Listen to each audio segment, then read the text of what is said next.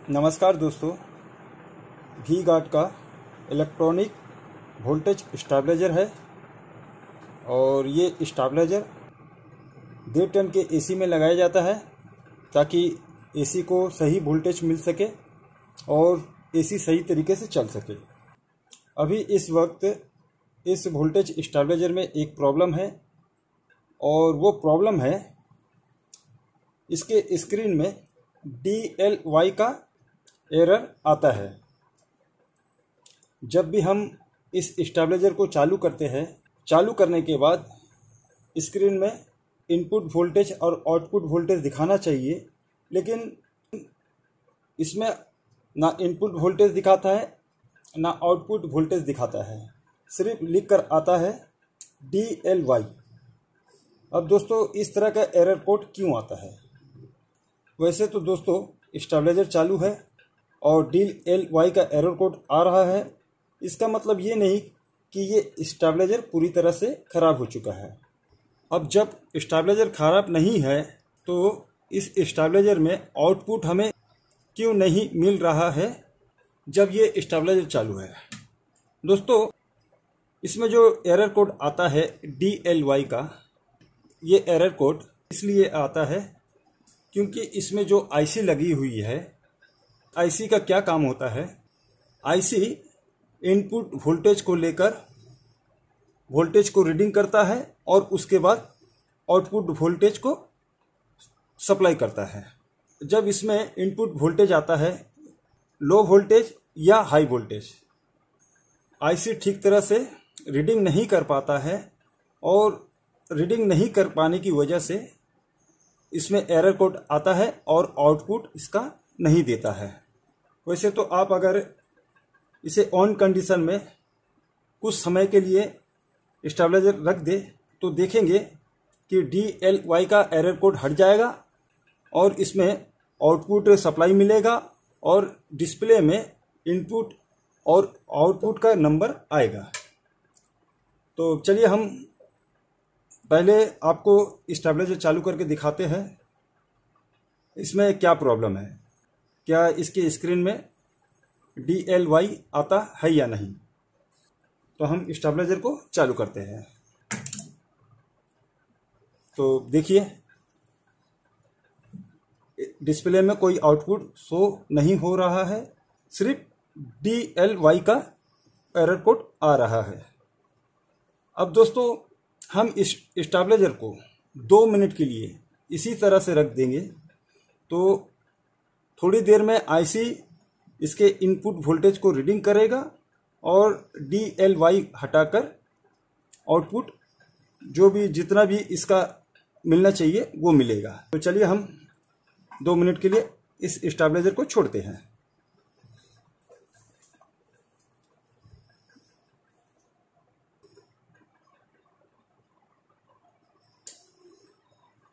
तो दोस्तों, देख सकते हैं आप DLY का एरर कोड हट चुका है और आउटपुट 233 वोल्ट इस स्टेबलाइजर से मिलने लगा है।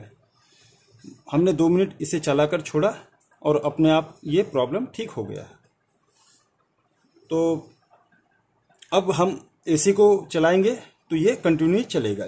लेकिन दोस्तों, किसी किसी केस में फिर से DLY एरर कोड आने लगता है। जब AC चलते रहती है, चलते चलते फिर से स्क्रीन में DLY आने लगता है, तो ये प्रॉब्लम को दूर करना बहुत ज़रूरी होता है।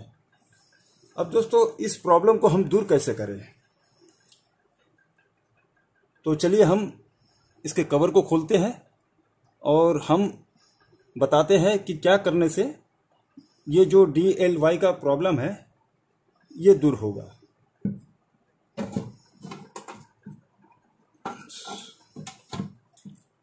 तो देख सकते हैं आप, हमने ढक्कन को खोल दिया है और कुछ गंदगी वगैरह है इसके अंदर, तो हम ब्रश से इसको साफ़ कर देते हैं और साफ़ करने के बाद इसका जो सर्किट बोर्ड है इसे निकालते हैं और इसके ऊपर जो स्क्रीन लगा है ये इस स्क्रीन को भी हम निकाल लेंगे ताकि हमें काम करने में आसानी हो। तो दोस्तों, हमने कवर को खोल दिया है और इसका स्क्रीन भी निकाल दिया है। आप देख सकते हैं, और सर्किट के नट बोल्ट खोल के इसे बाहर कर दिया है और अच्छी तरह से साफ भी कर दिया है। चलिए अब हम आपको प्रॉब्लम सॉल्व करने का तरीका बताते हैं। दोस्तों, आप देख सकते हैं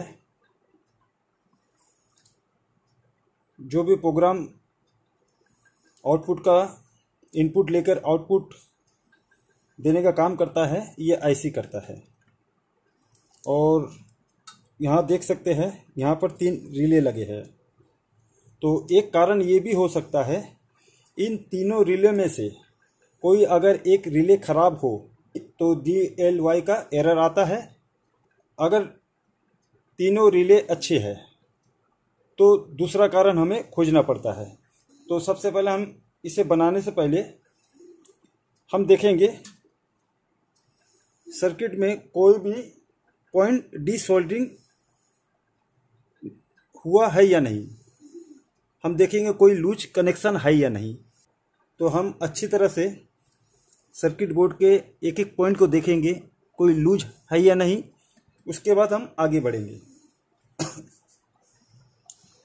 तो हमने बड़े ध्यान से एक एक पॉइंट को देखा।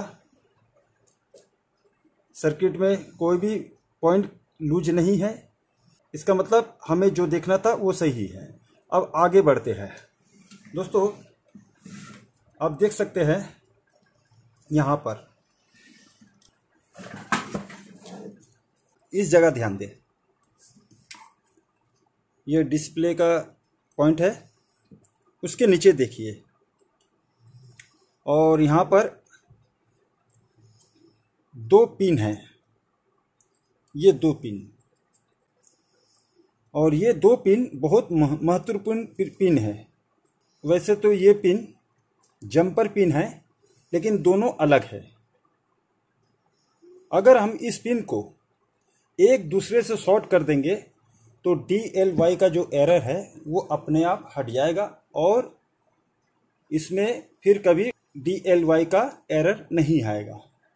तो हम फिर से स्टेबलाइजर को चालू करते हैं, कोई स्क्रू ड्राइवर से शॉर्ट करके देखते हैं DLY का जो प्रॉब्लम है वो इस पिन से दूर होता है या नहीं। तो हम क्या करेंगे, चालू करने से पहले इस तरह से कागज़ रखेंगे ताकि सर्किट बॉडी से शॉर्ट ना हो। ठीक है। तो दोस्तों, हमने सर्किट के नीचे कागज़ रख दिया है ताकि सर्किट और बॉडी से शॉर्ट ना हो। अब चलिए हम चालू करते हैं और इसके प्रॉब्लम को हम सॉल्व करते हैं। तो देख सकते हैं आप, DLY एरर फिर से आने लगा है। अब चलिए हम इन दोनों पिन को शॉर्ट करते हैं। तो देखिएगा, जब हम शॉर्ट करेंगे DLY का एरर हट जाएगा। तो चलिए हम शॉर्ट करते हैं। तो देख सकते हैं दोस्तों, 236 वोल्ट आउटपुट दिखाने लगा। मात्र इन दोनों पिन को हमने टेस्टर की मदद से शॉर्ट किया और DLY का एरर कोड हट गया और हमारा स्टेबलाइजर चालू हो चुका है। हम फिर से आपको फिर चालू करके दिखाते हैं और फिर से इसका एरर कोड दूर करते हैं और फिर से हम शॉर्ट करते हैं दोनों पिनों को। फिलहाल अभी के लिए हमारा प्रॉब्लम दूर हो चुका है। अब हमेशा के लिए हमें इस प्रॉब्लम को दूर करना है। तो चलिए वो काम भी हम कर लेते हैं। तो हम क्या करेंगे दोस्तों, सोल्डरिंग आयरन की मदद से इन दोनों पिन को शॉर्ट करेंगे।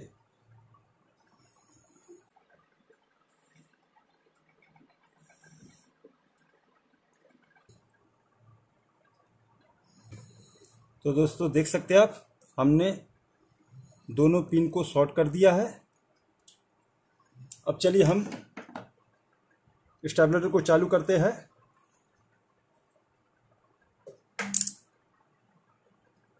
तो देख सकते हैं दोस्तों, चालू करते साथ इसका आउटपुट हमें मिलने लगा है।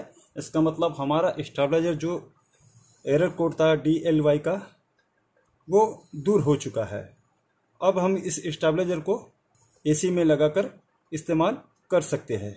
तो दोस्तों, अगर ये वीडियो आपको ज़रा भी अच्छा लगा तो मेरे चैनल को सब्सक्राइब कीजिएगा और बेल आइकन को ज़रूर से ज़रूर दबा दीजिएगा। वीडियो देखने के लिए धन्यवाद दोस्तों।